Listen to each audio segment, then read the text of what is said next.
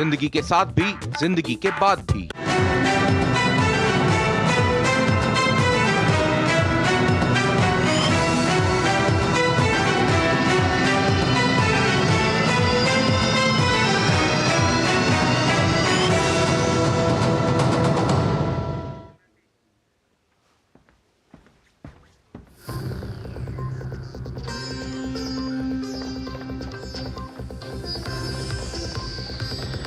नमस्कार, news night में आप सभी का स्वागत है। मैं हूं आपके साथ आरेंद्र। महाराष्ट्र विधानसभा में आज नए विधायकों के शपथ ग्रहण का आज विपक्षी महाविकास अघाड़ी के तमाम नेताओं ने विरोध किया और ईवीएम के मुद्दे को एक बार फिर से उठाने की कोशिश की। समाजवादी पार्टी ने अघाड़ी से अलग होने का आज ऐलान किया है, तो ममता बनर्जी के इंडिया अलायंस के नेतृत्व के बयान पर विपक्षी एकता पर भी सवाल खड़े हो गए। क्या है पूरा मामला, इस विषय पर करेंगे आज विस्तार से चर्चा। इसके अलावा भी होंगी देश दुनिया की हर जरूरी और महत्वपूर्ण खबर। शुरुआत हेडलाइंस के साथ।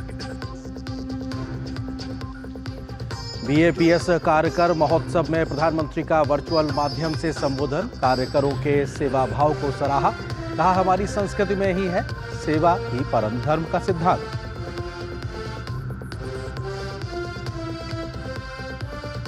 चुनाव में करारी हार के बाद महाराष्ट्र में बिखरी महाविकास अघाड़ी। सपा ने गठबंधन तोड़ने का किया ऐलान। अघाड़ी ने विधायकों के शपथ ग्रहण के दौरान किया वॉकआउट।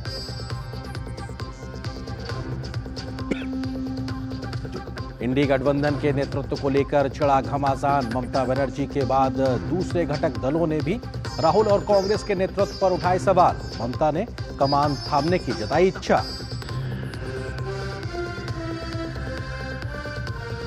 बसपा प्रमुख मायावती ने कांग्रेस और सपा पर साधा निशाना। कहा वोट बैंक की खातिर अलाप रहे हैं संभल का राग। बांग्लादेशी दलितों को लेकर चुप्पी पर भी उठाए सवाल। टीबी के खिलाफ निर्णायक जंग, 100 दिवसीय गहन राष्ट्रव्यापी अभियान का शुभारंभ। प्रधानमंत्री ने टीबी के खिलाफ देश की बहुआयामी लड़ाई को किया रेखांकित।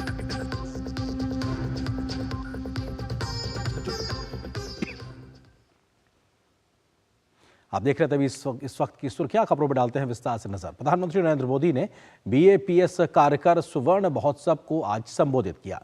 अहमदाबाद के नरेंद्र मोदी स्टेडियम में हुए समारोह में प्रधानमंत्री वर्चुअल माध्यम से शामिल हुए। प्रधानमंत्री ने अपने संबोधन में बीएपीएस के लाखों कार्यकरों के सेवा भाव की जमकर सराहना की।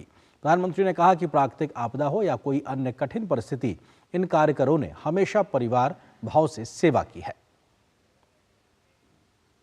कार्यकर सुवर्ण महोत्सव भगवान स्वामीनारायण की मानवीय शिक्षाओं का उत्सव है। ये सेवा के उन दशकों की गौरव गाथा है जिसने लाखों करोड़ों लोगों का जीवन बदला। ये मेरा सौभाग्य है कि मैंने बाप के सेवा अभियानों को इतने करीब से देखा है। मुझे उनसे जुड़ने का अवसर मिला है। भुज में भूकंप से हुई तबाही के बाद के हालात हो, नरनारायण नगर गांव का पुनर्निर्माण हो, चाहे केरला की बाढ़ हो या उत्तराखंड में भूस्खलन की पीड़ा हो, या फिर हाल ही में कोरोना जैसी वैश्विक महामारी की आपदा, हमारे कार्यकर साथी हर जगह परिवार भाव से खड़े होते हैं। प्रधानमंत्री ने यूक्रेन युद्ध के दौरान भारत के नागरिकों की सुरक्षित निकासी के अभियान को भी याद किया। प्रधानमंत्री ने कहा कि उस समय कार्यकरों ने पोलैंड पहुंचने वालों की बहुत सहायता की थी।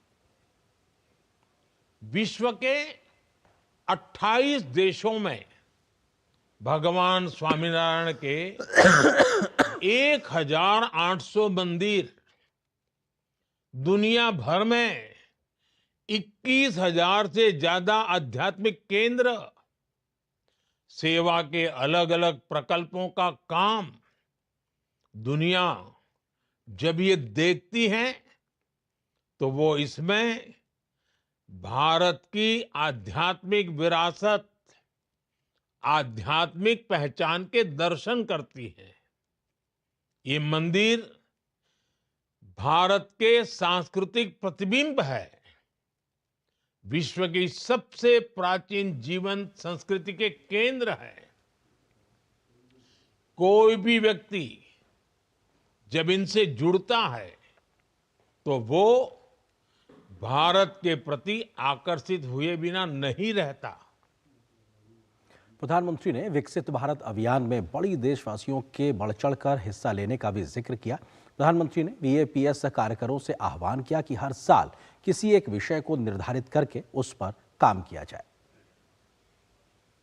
एक कॉमन पर्पस से जुड़े लाखों कार्यकर्ता देश की, समाज की बड़ी ताकत बनते हैं। और इसलिए आज जब देश विकसित भारत का लक्ष्य लेकर चल रहा है, तब स्वाभाविक रूप से जन जन का एक साथ आना और कुछ बड़ा कर दिखाने की भावना हम हर क्षेत्र में देख रहे हैं। स्वच्छ भारत मिशन हो, नेचुरल फार्मिंग हो, या पर्यावरण को लेकर जागरूकता की बात हो, बेटियों की शिक्षा हो, या आदिवासी कल्याण का विषय हो, देश के लोग आगे बढ़कर राष्ट्र निर्माण की इस यात्रा का नेतृत्व कर रहे हैं। अहमदाबाद के नरेंद्र मोदी स्टेडियम में हुए बीएपीएस कार्यकर महोत्सव में केंद्रीय गृह मंत्री अमित शाह भी शामिल हुए। हजारों कलाकारों की मौजूदगी ने इस आयोजन को और भी यादगार बना दिया। गुजरात के मुख्यमंत्री भूपेंद्र पटेल के साथ साथ कई गणमान्य हस्तियां भी इस महोत्सव में शामिल हुई। प्राकृतिक आपदाओं और अन्य जरूरतों के समय अपने सेवा भाव के लिए बीएपीएस कार्यकरों को जाना जाता है। कार्यक्रम में बीएपीएस से जुड़े हजारों लोग और कार्यकर भी शामिल हुए।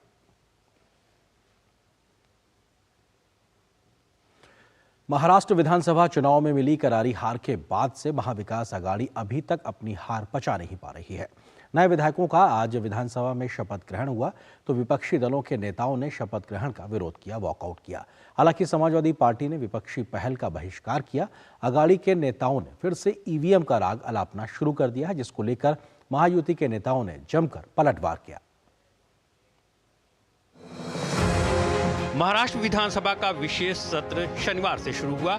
सत्र के पहले दिन प्रोटेम स्पीकर नवनिर्वाचित विधायकों को शपथ दिला रहे थे। इस बीच विपक्ष ने सदन से वॉकआउट कर दिया। सत्र के शुरुआत में मुख्यमंत्री देवेंद्र फडणवीस और उप मुख्यमंत्री एकनाथ शिंदे और अजीत पवार ने शपथ ली। विपक्ष के वॉकआउट पर उप मुख्यमंत्री अजीत पवार ने तंज कसते हुए कहा कि वॉकआउट से कुछ नहीं होने वाला है। अगर कुछ करना है तो चुनाव आयोग के सामने उन्हें जाना चाहिए। जो अपोजिशन वालों ने वॉकआउट किया है, उनका कहना है कि ईवीएम के बारे में किया है, हमें पता नहीं। चुनाव हुआ है, लोगों ने, वोटर ने जीत के दिया है और अभी यहाँ वॉकआउट करके कुछ होने वाला नहीं है। अगर उनको कुछ करना है तो इलेक्शन कमीशन के सामने जाना चाहिए। वहीं महाविकास आघाड़ी ने ईवीएम पर सवाल उठाते हुए शनिवार को शपथ नहीं लेने का फैसला किया। हालांकि शपथ को लेकर विपक्ष में ही फूट दिखाई दी। सपा के दोनों विधायकों ने शपथ ली। समाजवादी पार्टी ने शपथ न लेने को लेकर कहा कि उनसे कोई संपर्क नहीं किया गया है। हम सुबह सभागृह में आए, जो प्रथा परंपरा है उस हिसाब से हम बैठे। मैंने अपना क्रमांक देखा कि कब मुझे शपथ लेनी है। मुझे कोई कम्युनिकेशन नहीं था कि आज हमने शपथ नहीं लेनी है। अगर महाविकास आघाड़ी की मीटिंग होती, कोई चीज़ तय होती तो हम उसका पालन करते, पर क्योंकि कोई सूचना नहीं थी तो हमने प्रथा और परंपरा के हिसाब से शपथ ली है। इस बीच केंद्रीय मंत्री किरेन रिजिजू ने कहा कि महाराष्ट्र में अब सरकार का गठन भी हो चुका और आघाड़ी अपनी हार स्वीकार नहीं करती है तो इसका कोई इलाज नहीं है। अभी सरकार बन चुके हैं, कांग्रेस पार्टी जो है चुनाव हार गए तो हार नहीं मानता है तो उसका तो मेरा पास कोई इलाज तो है ही नहीं। हार जीत तो जनता फैसला करता है। तो कांग्रेस हार नहीं मानता है। 99 सीट्स लेकर के पार्लियामेंट में वो सोचते हैं और कहते हैं कि वो जीत गई है, तो उसको हम क्या इलाज कर सकते हैं बताइए। महाराष्ट्र में 20 नवंबर को हुए विधानसभा चुनाव के नतीजे 23 नवंबर को घोषित किए गए थे, जिसमें भारतीय जनता पार्टी, शिवसेना और राष्ट्रवादी कांग्रेस पार्टी के महायुति गठबंधन ने प्रचंड जीत दर्ज करते हुए सरकार का गठन किया है। करारी हार के बाद विपक्ष ने ईवीएम का राग छेड़ दिया है। अघाड़ी ने आज नवनिर्वाचित विधायकों के शपथ ग्रहण के समय सदन से वॉकआउट कर जनता के जनादेश पर ही सवाल खड़े कर दिए हैं। एक तरह से ये संविधान पर भी वार माना जा रहा है। इंडिया अलायंस में आपसी खींचतान एक बार फिर से सतह पर आ गई है। ममता बनर्जी ने कांग्रेस पर निशाना साधते हुए एनडीए गठबंधन का नेतृत्व करने की बात कही है। ममता के इस कदम का एनडीए अलायंस के कुछ दलों को समर्थन मिला है और एक तरीके से वहीं कुछ सहयोगी दल इस पूरे प्रकरण को लेकर असहज महसूस कर रहे हैं। कांग्रेस ने ममता की इस बात को खारिज किया है तो बीजेपी ने विपक्षी एकता पर गंभीर सवाल खड़े किए हैं। लोकसभा चुनाव में बीजेपी को हराने के लिए विपक्षी दलों ने जो इंडी अलायंस बनाया था उसमें एक बार फिर से नेतृत्व को लेकर संघर्ष शुरू होता दिखाई दे रहा है। इंडी अलायंस बनने के बाद से 2024 के लोकसभा चुनाव और कई राज्यों के विधानसभा चुनाव में हार चुका है।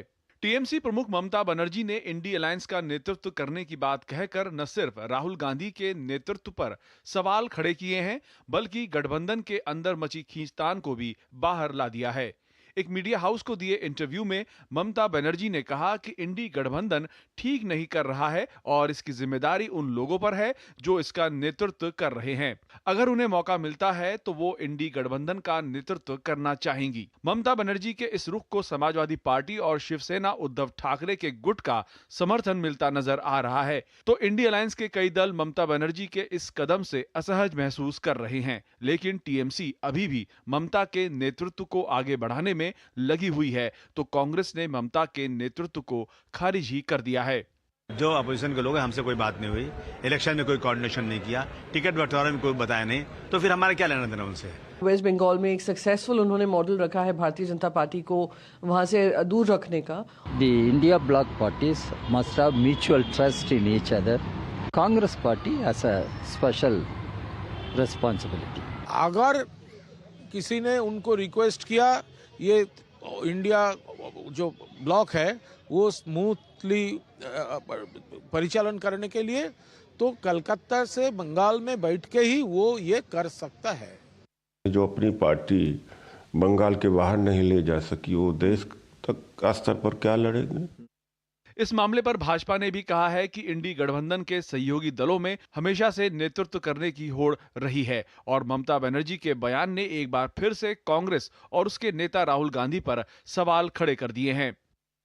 कभी अखिलेश यादव कहते हैं वो नेता है, कभी ममता बनर्जी कहती हैं वो नेता है, कभी स्टालिन कहते हैं वो नेता है और सब लोग स्वर में ये कहते हैं राहुल गांधी नेता नहीं है ना प्रियंका वाड्रा नेता नहीं है। ममता बनर्जी का स्टेटमेंट ये दर्शाता है कांग्रेस को, जनता छोड़िए इंडी अलायंस के नेताओं को भी कांग्रेस पार्टी पर विश्वास नहीं है। लोकसभा चुनाव में भाजपा को रोकने के लिए बना इंडी अलायंस लगातार चुनावी हार के बाद बिखराव की ओर बढ़ता नजर आ रहा है जिसके चलते देश में विपक्षी पार्टियों की एकता पर भी सवाल खड़े हो रहे हैं। Bureau report, DD news. तो महज मौजूदा मामला ही नहीं है जब इंडी अलायंस में कहीं आपसी तकरार दिखाई पड़ रही है। इससे पहले हाल फिलहाल में और जब से ये शुरुआत हुई है कई ऐसे मौके आए हैं जहां पर इंडी अलायंस में आपसी कलह देखने को मिली है। ये तस्वीर हालांकि एकता को दिखाने के लिए थी लेकिन इससे कई ऐसे मौके आए हैं जहां पर विपक्षी एकता सवालों के घेरे में रही है। हाल फिलहाल की बात की जाए तो संसद के सत्र में अडानी के मामले पर कांग्रेस लगातार मुखर थी लेकिन उसको ही अपने सहयोगी टीएमसी और समाजवादी पार्टी का सहयोग नहीं मिला है। तो यह भी दिखाता है कि एक मत नहीं है पूरा विपक्ष। जम्मू कश्मीर चुनाव के समय की अगर बात की जाए तो उमर अब्दुल्ला ने राहुल गांधी पर गंभीर सवाल खड़े किए तो उनके नेतृत्व को लेकर, उनकी रणनीति को लेकर और उसके साथ साथ जम्मू कश्मीर की नेशनल कॉन्फ्रेंस की जो सरकार उसमें कांग्रेस शामिल नहीं हुई है। यह दिखाता है कि आपसी खींचतान लगातार कई राज्यों में भी जारी है तो केंद्र में मुद्दों को लेकर भी सहमति नहीं बनती है। उत्तर प्रदेश के उपचुनाव जो कि अभी हुए 9 सीटों पर, वहां पर समाजवादी पार्टी ने कांग्रेस को भाव नहीं दिया, अपने आप अपने प्रत्याशियों की घोषणा कर दी। उसके बाद में कांग्रेस को कहना पड़ा कि साहब वो चुनाव नहीं लड़ेगी। इसी प्रकार से लोकसभा चुनाव के बाद इंडी की बैठक में ममता बनर्जी नहीं आई थी। जो दिल्ली में मल्लिकार्जुन खड़गे के घर पे जो महत्वपूर्ण बैठक हुई थी उसमें ममता बनर्जी की गैर मौजूदगी ने कई गंभीर सवाल खड़े किए थे और वहीं से एक तरीके से इस बात की शुरुआत भी शुरुआत हो गई थी। लोकसभा चुनाव से पहले जयंत चौधरी ने छोड़ा था इंडी गठबंधन का साथ क्योंकि हम जानते हैं उससे पहले वो समाजवादी पार्टी के साथ मिलकर इंडिया अलायंस का हिस्सा थे लेकिन उससे पहले चुनाव से पहले ही वो एनडीए का हिस्सा बन गए थे। इसी प्रकार से इंडी गठबंधन को बनाने वाले नीतीश कुमार जो कि बिहार के मुख्यमंत्री हैं जिन्होंने इसको शेप इन किया किया था वही उस पूरे पहल को छोड़कर एनडीए का हिस्सा बन गए थे। तो कई ऐसे बड़े मौके आए हैं जहां पर इंडिया अलायंस की एक स्थिरता और उसकी एकता पर सवाल उठते रहे। लोकसभा चुनाव में टीएमसी अकेली चुनाव लड़ी थी। हम बंगाल के लिहाज से बात करें, उसने एकला चलो का नारा दे दिया था, जो अपने आप में बताता है कि चाहे लेफ्ट हो या कांग्रेस हो, उसने साथ नहीं दिया एक दूसरे का और वहां पे अकेले चुनाव लड़ी थी। इसी प्रकार से अगर बात की जाए कि पंजाब में भी आम आदमी पार्टी ने एक तरीके से अलग चुनाव लड़ने की बात कही थी, वहां पर भी ये इंडिया अलायंस का गठबंधन काम करता नजर नहीं आया। मध्य प्रदेश के विधानसभा चुनाव में भी समाजवादी पार्टी को करारी एक तरीके से सुननी पड़ी थी कांग्रेस के माध्यम से, क्योंकि वहां पे कांग्रेस के नेता कमलनाथ ने बहुत कुछ अंट-शंट बोला था अखिलेश यादव के खिलाफ और बहुत ज्यादा एक तरीके से गर्माहट भी देखने को मिली थी। लोकसभा चुनाव में गठबंधन तय नहीं कर पाया था कोई भी चेहरा कि आखिर किस चेहरे के नाम पर चुनाव लड़ा जाएगा। इसको लेकर भी खींचतान लगातार पूरे लोकसभा चुनाव के दरमियान देखने को मिलती रही थी। चुनाव में पार्टियों की एक दूसरे के खिलाफ लगातार बयानबाजियां भी आती रही, चाहे विधानसभा के चुनाव हो चाहे लोकसभा के चुनाव हो। तो ये अपने आप में लगातार आपसी एकता की जो बात कही जाती है उसकी खटास लगातार खबरों और सुर्खियों में लगातार बनती रही है और ये अपने आप में दिखाता है कि इंडिया अलायंस के अंदर सब कुछ ठीक नहीं चल रहा। लेकिन परफॉर्मेंस के लिहाज से अगर बात की जाए तो परफॉर्मेंस के लिहाज से भी कई गंभीर सवाल खड़े होते हैं।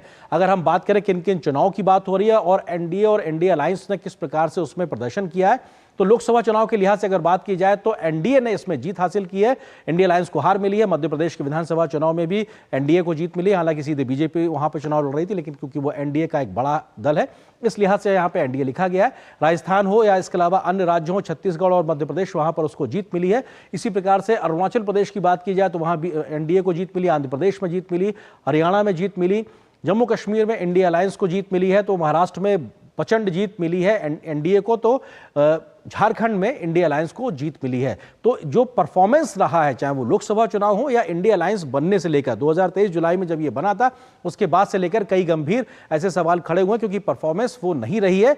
भाजपा का विरोध करना तो एक मुद्दा रहा है, लेकिन उसका आधार कैसे तैयार होगा ये सवाल है। और मौजूदा समय में ममता बनर्जी ने गंभीर सवाल खड़े कर दिए हैं कांग्रेस के नेतृत्व को लेकर, किस प्रकार से अपने आप में उन तमाम बातों का जिक्र किया। फिलहाल इसी मुद्दे पर करेंगे हम चर्चा आगे एक छोटे से ब्रेक के बाद। आपके घर के खाने में रेस्टोरेंट जैसा स्वाद ले आए MDH का शाही पनीर मसाला। पनीर को क्या मस्त बना डाला। जिंदगी की हर छोटी बड़ी जरूरत के लिए आप जो सपने सजाते हैं, बस उसी उम्मीद को तो हम सहारा लगाते हैं। SIP आपकी सेविंग्स को आपकी खातिर काम पर लगाएगी। आज ही अपनी पहली SIP की शुरुआत करें। अधिक जानकारी के लिए अपने वित्तीय सलाहकार से परामर्श करें। LIC म्यूचुअल फंड द्वारा निवेशक शिक्षा की एक पहल। म्यूचुअल फंड निवेश बाजार के जोखिम के अधीन है। योजना से संबंधित सभी दस्तावेजों को ध्यान से पढ़ें।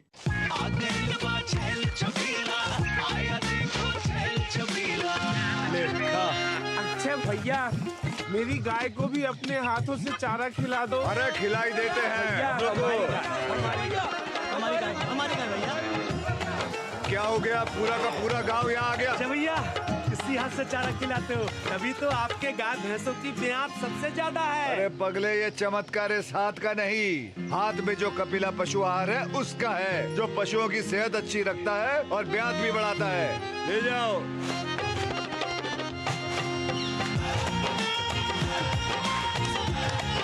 कपिला, देश का नंबर 1 पशु आहार। मेरी पसंद, मेरी पसंद, मेरी पसंद, मेरी पसंद, हमारी पसंद, हम सबकी पसंद। मजबूत देश का मजबूत सरिया हो गया स्टील।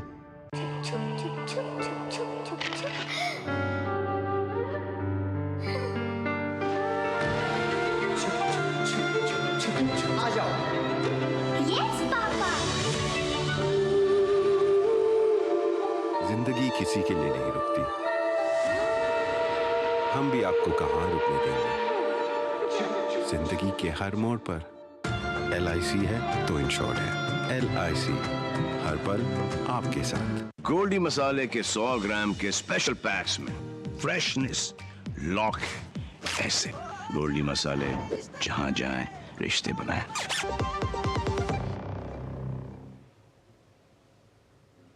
ब्रेक के बाद आपका स्वागत है और ब्रेक के बाद अब हम चर्चा करेंगे आज के बड़े विषय पर, जो कि अपने आप में इंडिया अलायंस को लेकर उसकी एकता पर सवाल है। तो इसी से जुड़ा है हमारा विशेष इंडी गठबंधन में रात, विपक्षी एकता पर सवाल। इस विषय पर बात करने के लिए खास मेहमानों का पैनल हमारे साथ में मौजूद है। हमारे साथ में विजय शर्मा जी हैं, प्रवक्ता भारतीय जनता पार्टी के। इसके अलावा दुष्यंत नागर जी हैं, कांग्रेस समर्थक राजनीतिक विश्लेषक हैं।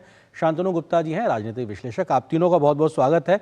दुष्यंत जी, आपसे शुरुआत करते हैं, क्योंकि ममता दीदी ने जो बात कही है, इंडिया अलायंस को नेतृत्व करने की इच्छा जाहिर की है, सिर्फ टीएमसी की तरफ से नहीं, उसको तमाम लोगों का, आपके सहयोगी दलों का समर्थन भी मिलता नजर आ रहा है। ये क्या संकेत दे रहा है? क्या कांग्रेस और राहुल गांधी के नेतृत्व को एक तरीके से अंदर से ही, सहयोगियों से ही चुनौती मिल रही है?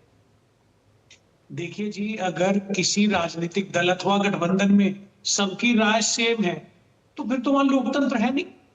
लोकतंत्र का मतलब तो ये है कि सबकी अलग अलग विषय को लेकर राय है और सब लक्ष्य एक पे पहुंचना चाहते हैं।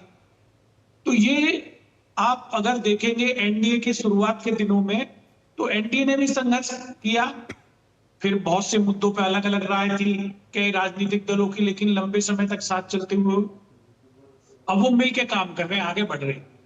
तो बिल्कुल ममता जी की अपनी महत्वाकांक्षाएं हैं, उनको प्रधानमंत्री बनना है जी। और प्रधानमंत्री बनने का अवसर मैं समझता हूं कि सबको चाहिए, लेकिन सबसे बड़ा दल है Congress party. Congress party lead करेगी जी, इसमें कहीं कोई दो मत नहीं है। लेकिन दुष्यंत जी अगर 140 करोड़ लोगों के भविष्य का मामला है। बिल्कुल दुष्यंत जी, लेकिन सवाल ये है, आप जो बात कह रहे हैं बिल्कुल जरूरी है। दुनिया का सबसे बड़ा लोकतंत्र हिंदुस्तान है और ये लोकतांत्रिक व्यवस्थाएं सब जगह फलनी फूलनी चाहिए। लेकिन जब पब्लिकली इस प्रकार का कोई स्टेटमेंट आता है तो ये लगता है कि आप जो बात अंदर बैठकों में तय कर सकते हैं, अगर वो पब्लिकली कही जा रही है तो क्या शायद अंदर सब कुछ ठीक नहीं है? ये परसेप्शन बनता है। सवाल ये है, देखिए जी, टीएमसी एक अलग पार्टी है, कांग्रेस से टूट के अलग हुई है, तो ये दो पार्टियां तो हैं ही और दोनों के आमने सामने कई राज्यों में चुनावी मुकाबला भी होता है जी। तो अगर हम ये सोचें कि दोनों बिल्कुल ही एकदम से अनुशासित तरीके से ही काम करेंगी, तो मैं समझता हूं कि ये बेईमानी है, ये ईमानदारी वाली बात मतलब कांग्रेस को स्वीकार्य है इस प्रकार की बयानबाजी जो आपस में एक ऐसा परसेप्शन बनाती? कांग्रेस को स्वीकार्य है ये जी? कांग्रेस को ये स्वीकार्य है इस प्रकार के सहयोगियों के द्वारा बयान आना? कांग्रेस को स्वीकार्य है ये? देखिए, नेतृत्व को लेके व्यापक रूप से चर्चा की जा सकती है जी। एक गठबंधन जो राष्ट्रीय स्तर पे एक विकल्प के रूप में अपने आप को प्रस्तुत कर रहा है, उसके नेतृत्व को लेके कई आयामों पे चर्चा की जाएगी। अगर एक भावी सरकार बनती है, उसकी विदेश नीति क्या होगी, उसकी रक्षा नीति क्या होगी, उसका सोशल एजेंडा। ठीक है, बात यही है कि अगर बैठकों में तय होता तो शायद ये सवाल ना होता। मैं आता हूं आपके पास में, शांतनु गुप्ता जी हमारे साथ में जुड़े हुए हैं। नेतृत्व करना चाहिए जो दल राष्ट्रव्यापी जिसकी पहुंच है। मैं आता हूं आपके पास में। शांतनु जी, आपको लगता है कि अगर ये इतना सीधा सा है कि भाई लोकतंत्र है, सबको अपनी बात कहने का हक है, उन्होंने कह दिया, आपको मानना है मानिए, नहीं मानना है मानिए, तो फिर उसको इतनी राजनीति क्यों देखने को मिल रही? क्या ये इतना बिल्कुल सीधा सपाट है जैसा दुष्यंत जी कह रहे हैं? शांतनु जी? नहीं, बिल्कुल भी इतना सीधा नहीं है। देखिए, जब भी कोई गठबंधन सरकार बनाता है अनिल जी, उसमें एक बड़ा दल होता है, इसका अम्ब्रेला दल कहते हैं, उसके अम्ब्रेला के नीचे सब आके टिकते हैं।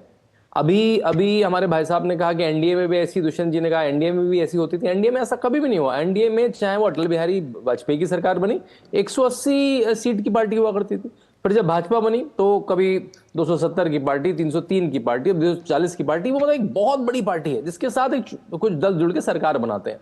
अभी जब तक देखिए आप इलेक्टोरल विक्ट्री नहीं करेंगे तो राजनीति क्षेत्र में बातों से, नाम से कि मेरे नाम पे गांधी लगा है, अलाना लगा है, फलाना लगा, लंबी राजनीति नहीं कर सकते जी। तो इलेक्टोरल विक्ट्री आपका चैलेंज है। ममता कह रही है मैंने तो अपने स्टेट में भाजपा को टक्कर दी है, आप हरियाणा में टक्कर क्यों नहीं दे पा रहे, आप महाराष्ट्र में टक्कर क्यों नहीं दे पा रहे? तो जब तक आप इलेक्टोरल विक्ट्री नहीं लाएंगे तब तक आप राजनीति में केवल क्योंकि मैं गांधी हूं इसलिए नाम नहीं आपका परचम नहीं लहरा सकता। और दूसरी बात, बड़ी मजे की बात है, कांग्रेस में जितने वर्टिकल स्प्लिट हुए हैं वो गांधी परिवार की वजह से हुए। ममता बनर्जी क्यों निकली? गांधी परिवार उनको लीडरशिप स्पेस नहीं दे रहा था जी। शरद पवार क्यों निकले? क्योंकि गांधी परिवार उनको लीडरशिप स्पेस नहीं दे रहा था। नवीन पटनायक के पिताजी, वाईएसआर के पुत्र, सब इसलिए निकले, गांधी परिवार उनको स्पेस नहीं दे रहा था।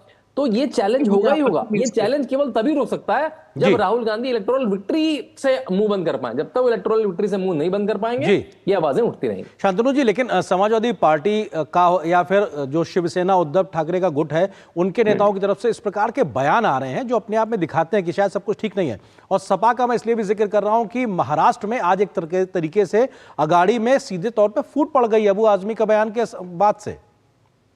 और ये एक बात नहीं, बहुत बारी अभी आपने बताया सीट चेंज हुई, अवधेश कुमार जी को जो अयोध्या के सांसद बने, जिनको अखिलेश यादव राजा अयोध्या बोलते हैं, उनकी सीट पीछे कर दी तो मनमुटाव हुआ। बहुत सारी बैठकों में अखिलेश यादव नहीं जाते हैं। अभी जो 9 सीटों पर उपचुनाव हुआ, कांग्रेस को ठेंगा दिखा दिया, कहा तुम्हारे सिंबल पे तो चुनाव ही हार जाएंगे, तुम तो सिंबल ही पीछे रखो। हार अखिलेश जी फिर भी गए बुरी तरह से। तो किसी ने राहुल गांधी को बड़ा नेता माना ही नहीं कभी। थोड़ी दिनों के लिए इंडिया गठबंधन जब बना तो माना, उसमें भी आपने देखा कि आम आदमी पार्टी अलग चुनाव लड़ी, लेफ्ट अलग चुनाव लड़ा, ममता बनर्जी अलग चुनाव लड़ी अपने अपने स्टेट में। तो मैं बार बार उसी बात को कहूंगा, जब तक आप इलेक्टोरल विक्ट्री नहीं लेंगे, आप अपने गठबंधन के साथियों का मुंह बंद नहीं कर पाएंगे। वो अपनी अपनी बात करेंगे ही करें। ठीक है दुष्यंत जी, सवाल यही उठता है क्योंकि ममता दीदी ने भी इस बात का जिक्र किया है कि जो नेतृत्व कर रहे हैं उनको देखना है कि वो कैसे आगे गठबंधन को आगे ले जाएं, उनको अच्छे से काम करना है, यानी कि उनको जीत के आधार पर सबको जोड़े रखना है। लेकिन वही जीत का फॉर्मूला नहीं निकल पा रहा है इस पूरी व्यवस्था में, शायद ये बड़ी वजह देख रहे हैं, क्या है? देखिए, जीत का फॉर्मूला कांग्रेस पार्टी के पास है और निश्चित रूप से उस पर कार्य होगा और पार्टी जीतेगी। लेकिन मैं सुधांशु जी को करेक्ट करना चाहता हूँ। शांतनु जी, ममता बनर्जी ने पार्टी तब छोड़ी जब कोई गांधी कांग्रेस पार्टी में नहीं था। आप शरद पवार जी की बात कर रहे हैं, शरद पवार जी पार्टी में आते जाते रहे। श्रीमती सोनिया गांधी के सोनिया जी के विदेशी मूल पे सबसे पहला प्रश्न शरद पवार ने उठाया। उनके विदेशी मूल पे पहला प्रश्न शरद पवार ने उठाया। उससे पहले भी शरद पवार कांग्रेस छोड़ के जा चुके थे, फिर आए फिर गए। प्रणब मुखर्जी पार्टी छोड़ के गए फिर आए। तो ऐसा नहीं है, जो लोग पार्टी छोड़ के गए वो वापस भी आए हैं। और आपने वाईएसआर के बारे में कहा तो करप्शन का मामला था। तो ममता दीदी से बात करिए ना सर, वो तो छोड़ के गई थी ना दुष्यंत जी, फिर ममता दीदी से बात होना चाहिए ना। अगर वो आ जाए फिर तो बात ही खत्म हो जाएगी। सर, जगन जी के ऊपर करप्शन का मामला था, वो कारण था। तो अगर आप इसको ये पोर्ट्रे कर रहे हैं कि भाई गांधी परिवार की लोकप्रियता नहीं है, तो ये गलत कर रहे हैं। गांधी परिवार के नेतृत्व में ही कांग्रेस ने 2004 में वापसी की। श्री राहुल गांधी जी के चमत्कारी नेतृत्व में ही कांग्रेस पार्टी ने 2009 में उत्तर प्रदेश में 23 सीटें जीतने का काम करा। श्री राहुल गांधी ने 2018 में 3 हिंदी स्टेट में भारतीय जनता पार्टी को और मोदी जी को हराने का काम ठीक है, वो जीत आपकी पक्का जीत थी सर, वो इलेक्टोरल जीत थी, शायद इसीलिए यूपीए 1-2 ने बहुत बेहतर तरीके से पार्टियों को जोड़े रखा। मैं आता हूं आपके पास में, हमारे साथ विजय शर्मा जी जुड़ गए, प्रवक्ता भाजपा के। विजय जी, वो ये कह रहे हैं कि साहब लोकतंत्र है, सबको अपनी बात कहने का अधिकार है। अगर ममता दीदी ने नेतृत्व करने की बात कह दी तो उसमें गलत क्या है? सबकी अपनी इच्छाएं हैं, बीजेपी क्यों उसको मुद्दा बना रही है? विजय जी, देखिए, बात मुद्दा उठाने की नहीं है, ये राहुल गांधी जी का जो नेतृत्व है उसको नकारने की बात है। मैं इसको दूसरे तरीके से लेता हूँ। अभी तक कांग्रेस में ये आवाज उठती आई थी कि राहुल गांधी जी के नेतृत्व में 50 से ज्यादा इलेक्शन हार चुकी है कांग्रेस और लगभग मृत प्राय हो चुकी है। तो अब इंडी गठबंधन को भी समझ में आ गए, सहयोगी दलों को भी, इनके साथ रहने के मतलब में अपनी रुपये डुबोना है। अब आपने देखा कि किस तरह से शिवसेना को उधर ठाकरे की, शरद पवार जी की, हरियाणा में तीसरी बार हमारे मध्य प्रदेश में आप देखिए, गुजरात में देखिए। तो राहुल गांधी जी का जो नेतृत्व है वो स्वीकारती है। जो गुप्ता जी कह चुके हैं, अखिलेश जी कह चुके हैं, कम्युनिस्ट कह चुके हैं, सारे कह चुके हैं। अब ये दौर ऐसा आ चुका है कि ज्यादा दिन ये होने के मूड में नहीं है। ममता दीदी ने ठीक कहा, रामगोपाल यादव जी ने ठीक तरह से। बिल्कुल विजय जी, आपकी आवाज बहुत बेहतरी से नहीं आ रही। मैं आगे बढ़ता हूँ, शांतनु जी से लेता हूँ बात को, आगे बढ़ाता हूँ। शांतनु जी, आगे इंडिया अलायंस के बीच की जो स्थितियां हैं कैसे आप अनफोल्ड होते हुए देख रहे हैं? क्योंकि सपा का बयान हो, शिवसेना यूबीटी की तरफ से बयान हो, या फिर अन्य दलों की ओर से बयान हो, वो भी इस पे रिएक्ट कर रहे हैं और एक तरीके से कई प्रकार के संकेत दे रहे हैं। आप किस प्रकार से सिचुएशंस को अनफोल्ड होते हुए देख रहे हैं शांतनु जी? देखिए, हमने सबने देखा था 2024 में ये टोटली अपॉर्चुनिस्टिक अलायंस था। इसमें कोई नेचुरल एफिनिटी नहीं थी। ये लोग, जैसे मैंने बोला, अधिकतर पार्टियां जो हैं वो तो बनी ही कांग्रेस विरोध से हैं। देखिए, भारत में पार्टियां बनी कैसे हैं? या तो कांग्रेस से निकल के आई हैं या वो जनता जेपी आंदोलन से बनी। जेपी आंदोलन तो पूरा एंटी कांग्रेस आंदोलन था, उसमें तो इंदिरा के अगेंस्ट पूरा आंदोलन था। तो जो सारी पार्टियां या तो एंटी कांग्रेस के प्लैंक पे निकली हैं या कांग्रेस से ही निकली हैं किसी ना किसी वजह से। अब वो कांग्रेस के साथ आएंगी तो वो तो बिल्कुल अननेचुरल अलायंस है। वो मिला कैसे? भाई मोदी को हराना है, हम लोग साथ में तो कर सकते हैं, वोट बैंक प्लस कर देंगे, तेरा ए मेरा बी प्लस के A+B, शायद मोदी को हरा पाए। तो ये इस मुद्दे पे आप अगर जीत जाएंगे तो ठीक है, शायद आपकी गाड़ी आगे बढ़ती जाए। आगे क्या होने वाला है, जिस स्टेट में चुनाव होगा और वहां अगर रीजनल पार्टी स्ट्रांग हुई तो कांग्रेस को घास नहीं डालेगी। वो कांग्रेस को वो 1 सीट 2 सीट 5 सीट की बेइज्जती की देखेगी और कांग्रेस शायद वो बेइज्जती झेलती भी रहेगी क्योंकि उनके पास कोई और कोई चारा ही नहीं है। वो स्पेस केवल दूसरी पार्टी के वोट शेयर से स्पेस ले सकती है। आपको उत्तर प्रदेश का उदाहरण देता हूं। उत्तर प्रदेश में इस समय कांग्रेस और समाजवादी पार्टी में मुसलमान वोट के लिए बिल्कुल सिर्फ टबल हो रही है। संभल का कांड हुआ अभी, संभल कांड के बाद सीजे राहुल गांधी क्यों जाते हैं वहां पे? संसद में नहीं उठाते हैं ऊर्जा, संबंध में अदानी करते हैं, संसद में नहीं उठाते हैं, वहां जाते हैं कि अरे यार मुस्लिम वोट को दिखाना तो पड़ेगा, देखो मैं तुम्हारे साथ हूं। तो जो रीजनल पार्टीज है, और सपा का बयान आता है, ये तो औपचारिकता कर रही है।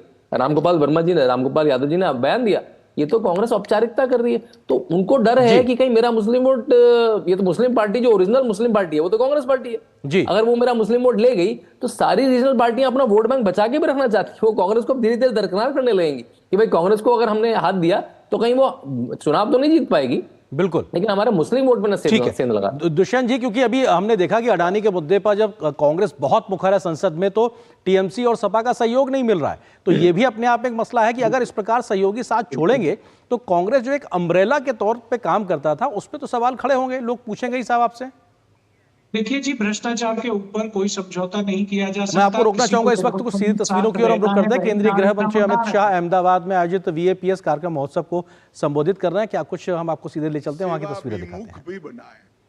प्रमुख स्वामी महाराज ने अपने जीवन में कई लोगों के जीवन, हजारों लाखों लोगों के जीवन में प्रेरणा भरी, विश्वास का मंत्र भी फूका, संकट से जूझने का साहस भी दिया और परिणाम लक्ष्य काम, जिसका लक्ष्य स्वयं नहीं था, जिसका लक्ष्य समाज था, ऐसा काम करने के लिए आगे बढ़ाने का सबको प्रेरणा दिया।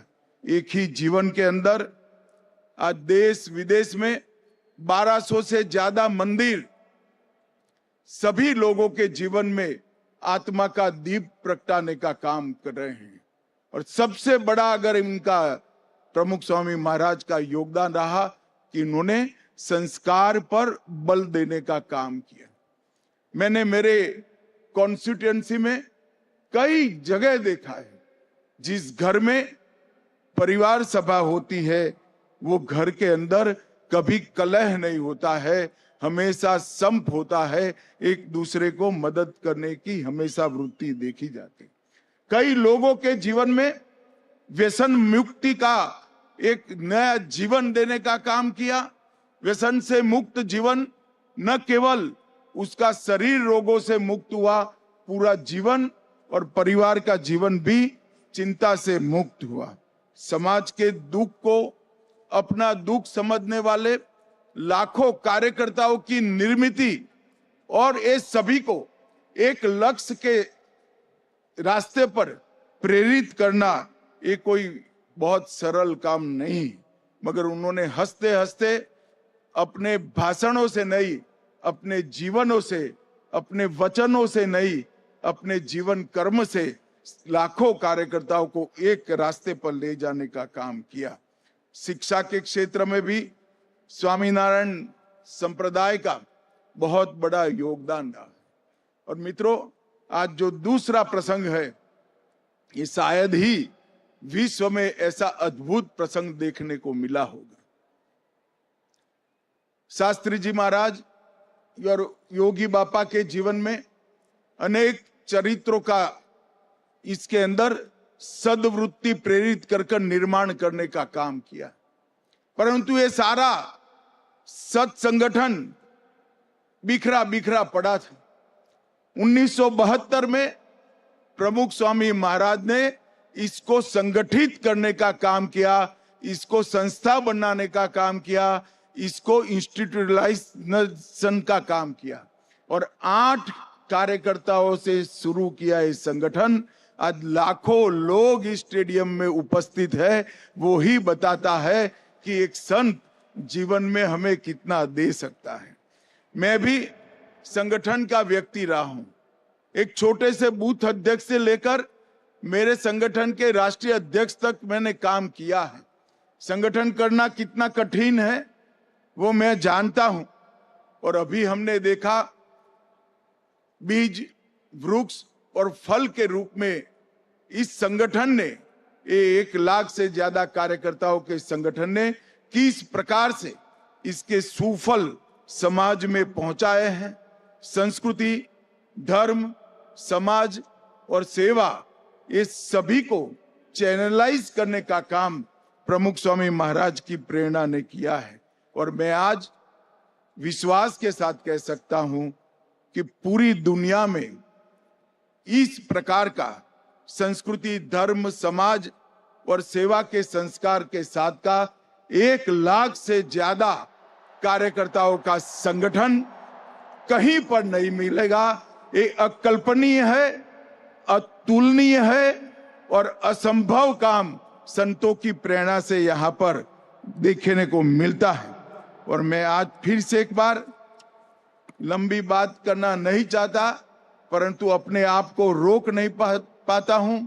शास्त्री जी महाराज से शुरू कर पूजनीय महंत स्वामी महाराज तक ये पूरी विशाल गुरु परंपरा है। उसने जो अद्भुत काम किया है उसको मन से मैं प्रणाम कर मेरा प्रणाम व्यक्त करता हूं, मेरी श्रद्धा व्यक्त करता हूं। भाइयों बहनों, आप सभी लोग जब सेवा के क्षेत्र में प्रवृत्त है तब सज्जन शक्ति का संगठन ही बड़े से बड़े लक्ष्यों को पार कर सकता है, ये हमें याद रखना चाहिए।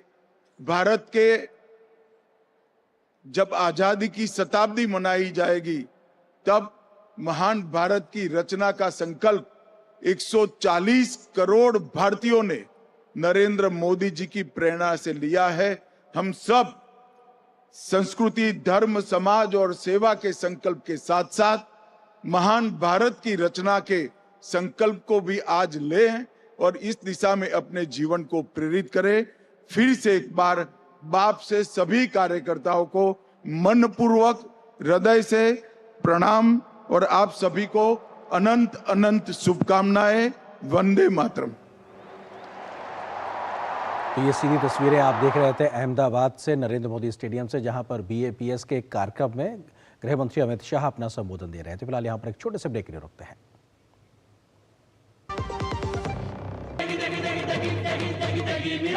MDH की देगी मिर्च का तड़का, अंग अंग फड़का। MDH की देगी मिर्च।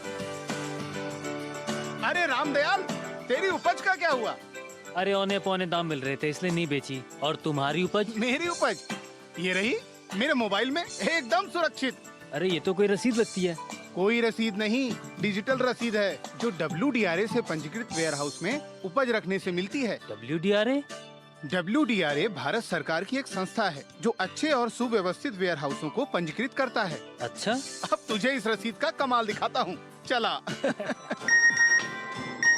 देखा, इस रसीद पर बैंक से लोन हो गया। ये तो कमाल हो गया। कमाल तो अभी और भी है भैया। देखो, जब और जहाँ उपज के अच्छे दाम मिलेंगे उपज बेच दूंगा और फिर बैंक का सारा लोन भी चुकता कर दूंगा। अरे वाह। मुन्नी, पापा आप मेरा नया बैग लाए? हाँ, ये रहा तुम्हारा नया बैग। और तुम्हारे लिए झुमके। WDRA का प्रयास, किसानों का आर्थिक विकास। पापा ने कहा इंजीनियर बनो, बन गया। हस्बैंड बनो, वो भी बन गया। पर मूर्ख बनो तो कहा ही नहीं। देखिए, नकली पेमेंट का SMS, कहते हैं पापा का उधार लौटा रहे हैं, फिर बोलेंगे गलती से ज्यादा पैसे भेज दिए, बेटे बाकी के पैसे वापिस कर दो।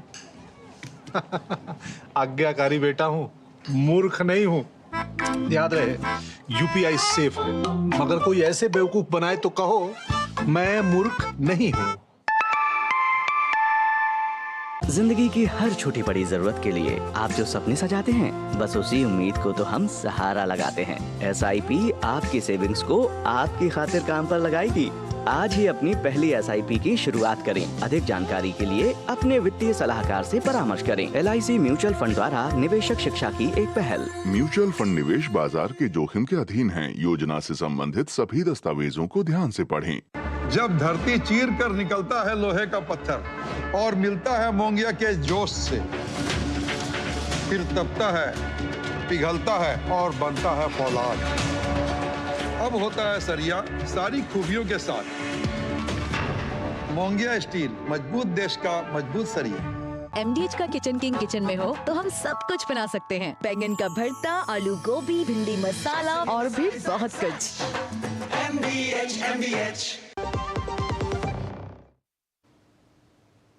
और ब्रेक के बाद अब खबर तेलंगाना से जुड़ी हुई। तेलंगाना में कांग्रेस की सरकार को 1 साल पूरा हो गया। इस मौके पर सीएम रेवंत रेड्डी ने अपने कामकाज को गिनाने का काम किया तो भाजपा ने कांग्रेस और रेवंत रेड्डी पर जोरदार हमला बोला। बीजेपी ने रेवंत रेड्डी पर जनता से किए गए वायदे पूरे न करने का आरोप लगाया तो राहुल गांधी के नेतृत्व पर भी गंभीर सवाल खड़े किए हैं।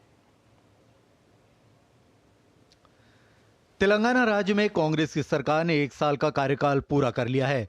प्रदेश कांग्रेस पार्टी के अंदर 1 साल पूरा करने पर जश्न का माहौल है तो दूसरी तरफ विपक्षी पार्टियां रेवंत रेड्डी सरकार के कामकाज और चुनाव के दौरान किए गए वादों को पूरा नहीं करने का आरोप लगा रही है। भाजपा अध्यक्ष जेपी नड्डा ने हैदराबाद के सरूर नगर में 6 झूठ और 66 असफल वादे नाम से एक जनसभा की और कांग्रेस सरकार के 1 साल के शासन की विफलताओं को उजागर किया। वहीं केंद्रीय मंत्री और तेलंगाना भाजपा अध्यक्ष जी किशन रेड्डी ने मुख्यमंत्री रेवंत रेड्डी के साथ ही राहुल गांधी को भी निशाने पर लिया।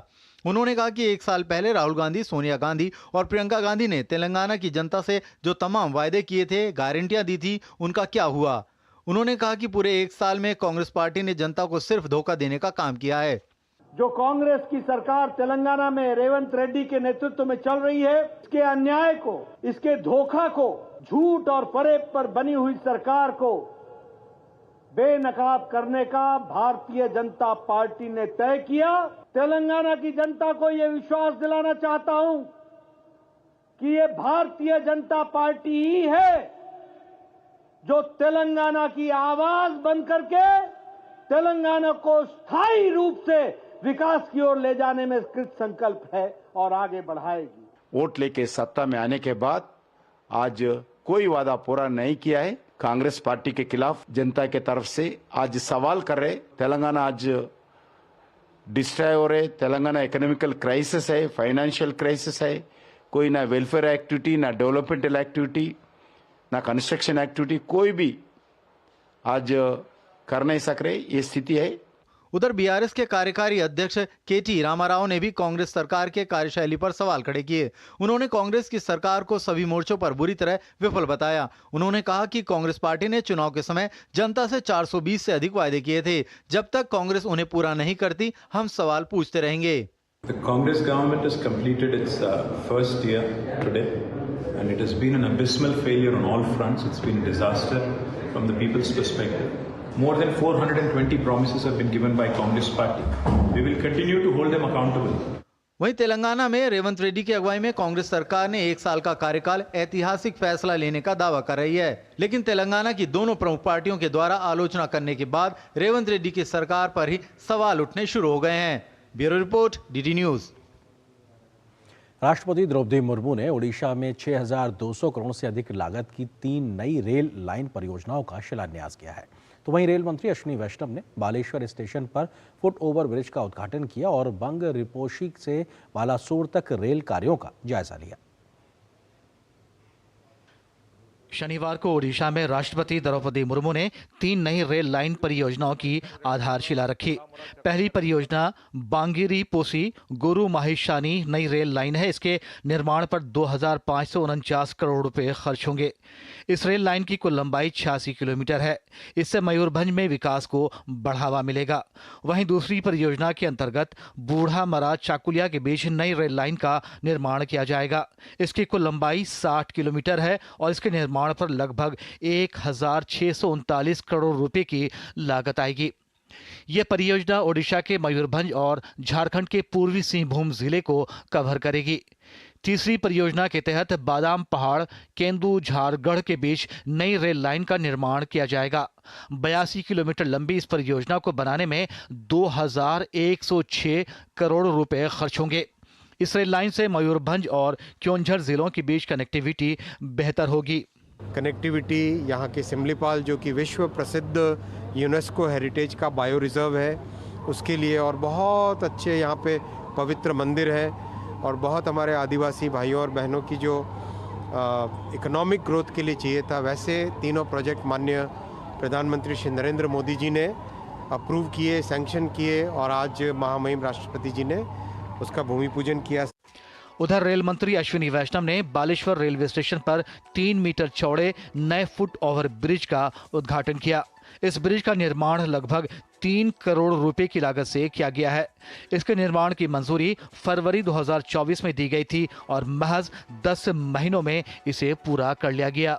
बालेश्वर रेलवे स्टेशन को अमृत भारत स्टेशन योजना के तहत विश्व स्तरीय स्टेशन के रूप में विकसित किया जा रहा है। इस परियोजना की कुल लागत लगभग 200 करोड़ रुपए है।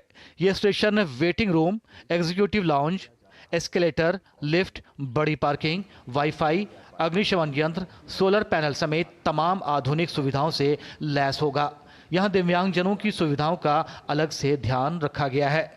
इससे क्षेत्र में पर्यटन और आर्थिक विकास को बढ़ावा मिलेगा। अभिषेक सिंह के साथ ब्यूरो रिपोर्ट, डीडी न्यूज।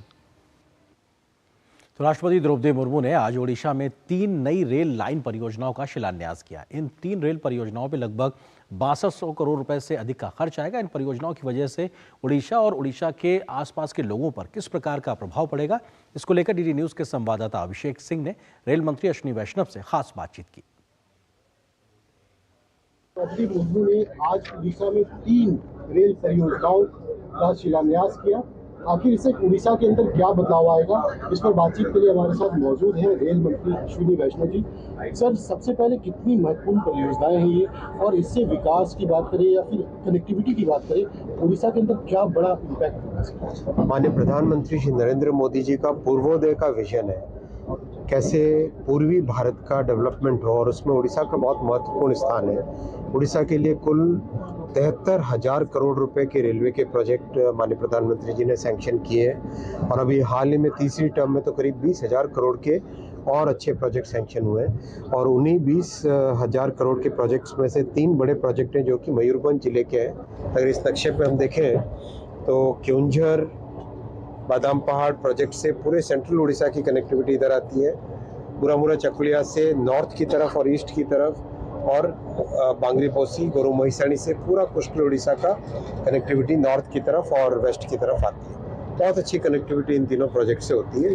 कई वर्षों से, कई दशकों से इस प्रोजेक्ट की कल्पना की गई थी और बहुत खुशी है कि यहाँ पर आज कंप्लीट हुआ। सिमलीपाल टाइगर रिजर्व दुनिया के सबसे बेहतरीन टाइगर रिजर्व में से, तो अब इन तीनों प्रोजेक्ट्स के होने के बाद में बहुत सारे जो टूरिस्ट हैं, जो एक्सप्लोरर्स हैं, वो आके यहाँ पर आनंद ले सकें। सर, हम आपके साथ इस ट्रेन में सफर कर रहे हैं। आपने बहुत बारीकी से, मैंने देखा कि आप चीज़ों का अध्ययन कर रहे हैं, उनको निरीक्षण कर रहे हैं। किन विषयों पर से ज़्यादा फोकस है? मेंटेनेंस की बात करें, सेफ्टी को लेकर के बात करें, इन पर ज़्यादा फोकस? रेलवे के सिस्टम में सेफ्टी डायरेक्टली डिपेंडेंट है डिज़ाइन और मेंटेनेंस पर, इसीलिए मेंटेनेंस पे बहुत बड़ा फोकस है और डिज़ाइन पे बहुत बड़ा फोकस है। मेंटेनेंस में आपका जो ट्रैक सिस्टम है, आप रास्ते में आप देख रहे थे कि ट्रैक की बारीकियों के बारे में डिस्कशन चल रहा था, OHE सिस्टम के बारे में, ट्रेन की मेंटेनेंस के बारे में, इंजन की मेंटेनेंस के बारे में, वैगन्स की मेंटेनेंस के बारे में और इनकी डिज़ाइन के बारे में डिटेल डिस्कशन अधिकारियों के साथ। कवच के इम्प्लीमेंटेशन के बारे में भी अधिकारियों से पूछताछ थी। अच्छी प्रोग्रेस है, लोग सब मेहनत कर रहे हैं अपनी और अच्छे परिणाम आएंगे। सर, अंतिम सवाल, दूरदर्शन संथाली भाषा में भी इसको शुरू करने जा रहे हैं, कुछ बता रहे थे। संथाली भाषा देश की बहुत एक महत्वपूर्ण भाषा है और जिस तरह से माननीय प्रधानमंत्री जी ने आदिवासी समाज के प्रति एक बहुत बड़ा आत्मीय भाव से, बहुत गरिमामय तरीके से भगवान श्री बिरसा मुंडा जी को ध्यान में रखते हुए, उनको याद करते हुए आदिवासी समाज के विकास के लिए जो काम किया है, उसी कड़ी में संथाली भाषा में न्यूज़ कैसे हमारे संथाली बोलने वाले आदिवासी समाज को मिले, उसका सुनने का आनंद मिले, वो एक प्रयास है। अगले हफ्ते से संथाली भाषा में न्यूज़ चालू होगी। दूरदर्शन न्यूज़ से बातचीत की बहुत बहुत शुक्रिया सर। कैमरामैन मोहन के साथ अभिषेक सिंह। और यहाँ पर एक और छोटे से ब्रेक के लिए रुकते हैं। अनुभव कीजिए शुद्ध MDH बादाम रोगन का प्यार। सेहत बनके रग-रग में दौड़े। त्वचा में समाये, हाइड्रेट करे, हर उम्र की त्वचा का पोषण करे। You deserve the purity. MDH बादाम रोगन, natural, tender, pure. चमके। Market access, resources, infrastructure, skills. Rajasthan has it all. With the vision of PM Narendra Modi and CM Bhajanlal Sharma, explore endless opportunities at the Rising Rajasthan Global Investment Summit. Register today. दादू दादू, ये premium क्या होता है? बेटा premium मतलब समझ लो petrol. जब तक car में पेट्रोल है तब तक कार चलेगी, पेट्रोल खत्म कार स्टॉप। पर पापा इस बार पेट्रोल खत्म होने पर भी कार चलती रहेगी। वो कैसे? LIC के जीवन लाभ में प्रीमियम पेमेंट हो जाए स्टॉप, पर पॉलिसी के फायदे चलते रहते हैं। मतलब अब लाइफ की गाड़ी चलेगी नॉन स्टॉप। LIC हर पल आपके साथ। पापा ने कहा इंजीनियर बनो, बन गया। हस्बैंड बनो, वो भी बन गया। पर मूर्ख बनो तो कहा ही नहीं। देखिए नकली पेमेंट का SMS, कहते हैं पापा का उधार लौटा रहे हैं, फिर बोलेंगे गलती से ज्यादा पैसे भेज दिए, बेटे बाकी के पैसे वापिस कर दो। आज्ञाकारी बेटा हूँ, मूर्ख नहीं हूँ। याद रहे UPI सेफ है, मगर कोई ऐसे बेवकूफ बनाए तो कहो मैं मूर्ख नहीं हूँ।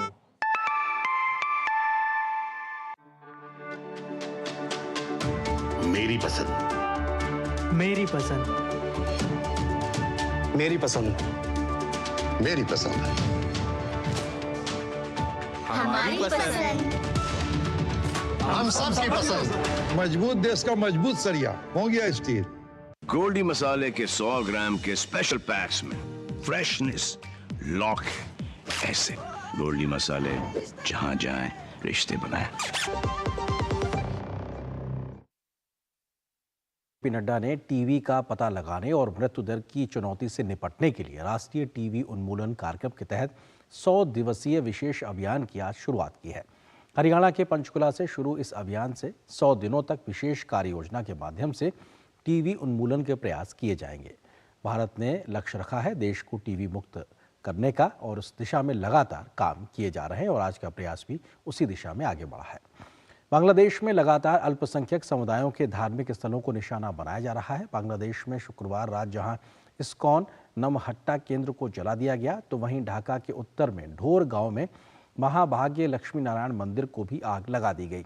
इस्कॉन के प्रवक्ता राधा रमण दास ने अपने सोशल मीडिया अकाउंट X में ये जानकारी साझा की है। उन्होंने बताया कि हरे कृष्ण नमहट्टा संघ के अंतर्गत आने वाले श्री श्री राधा कृष्ण मंदिर और श्री श्री महाभाग्य लक्ष्मी नारायण मंदिर में सुबह 2 से 3 बजे के बीच बदमाशों ने आग लगा दी।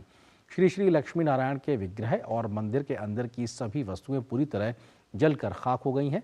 साथ ही उन्होंने बताया कि मंदिर के पीछे की टीन की छत को उठाकर और पेट्रोल डालकर आग लगा दी गई।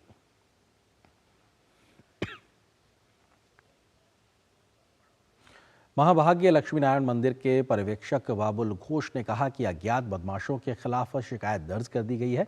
बाबुल घोष ने कहा कि लक्ष्मी नारायण मंदिर हमारा पैतृक मंदिर है। उन्होंने अपने मंदिर के जले हुए हिस्सों को दिखाया और याद किया कि वे पहले कितने सुंदर थे।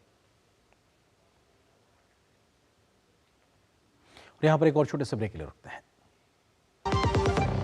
अब आया असली स्वाद, अब आया स्वाद। जब स्वाद के पड़े हो लाले तो MDH का चंकी चाट मसाला डालें। MDH का चंकी चाट मसाला। MDH। जिंदगी की हर छोटी बड़ी जरूरत के लिए आप जो सपने सजाते हैं, बस उसी उम्मीद को तो हम सहारा लगाते हैं।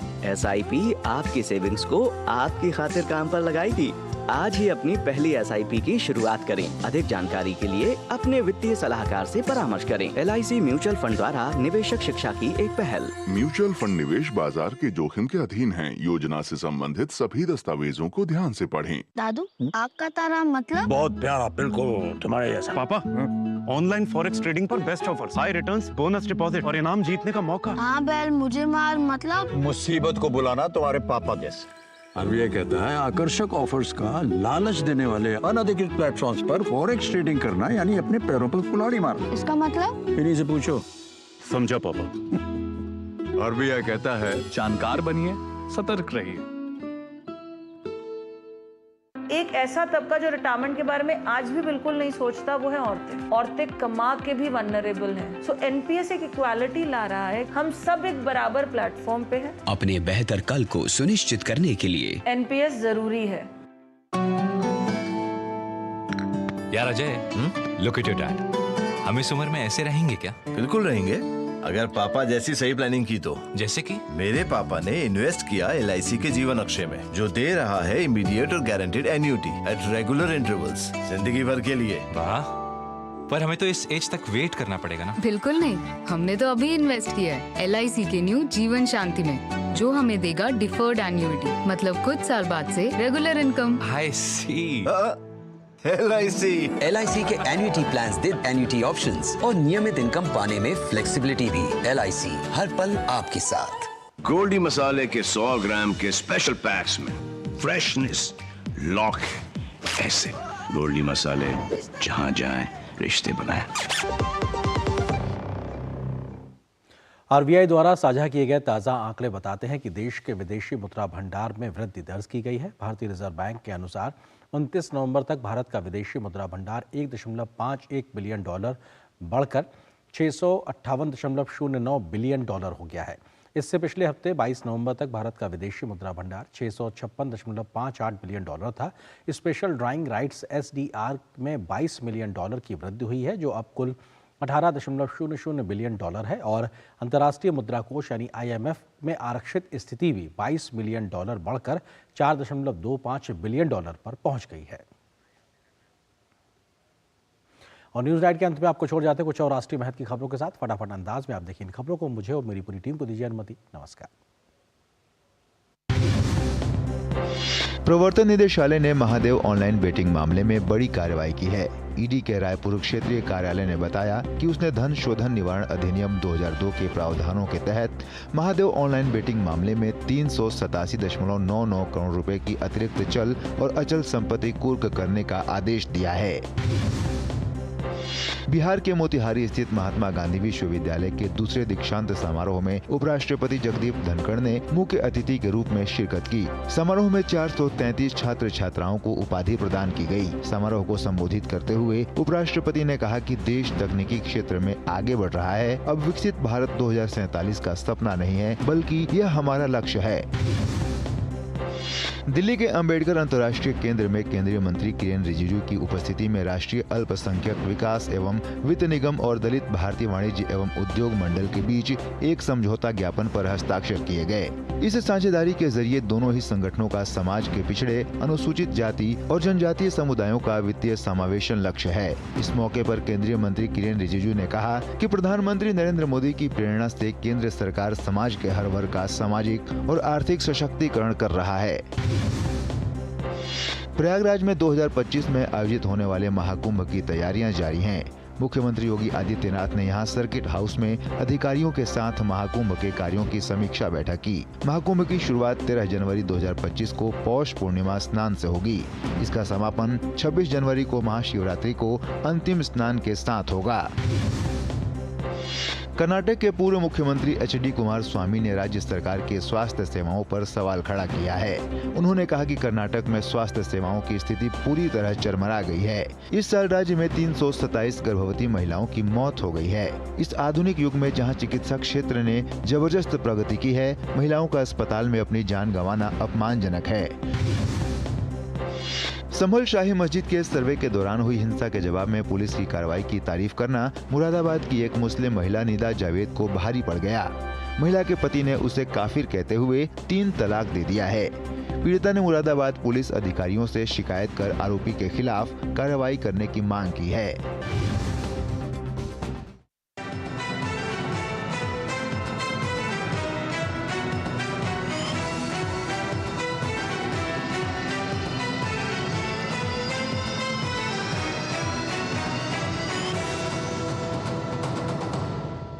न्यूज नाइट के प्रायोजक थे LIC, जिंदगी के साथ भी जिंदगी के बाद भी।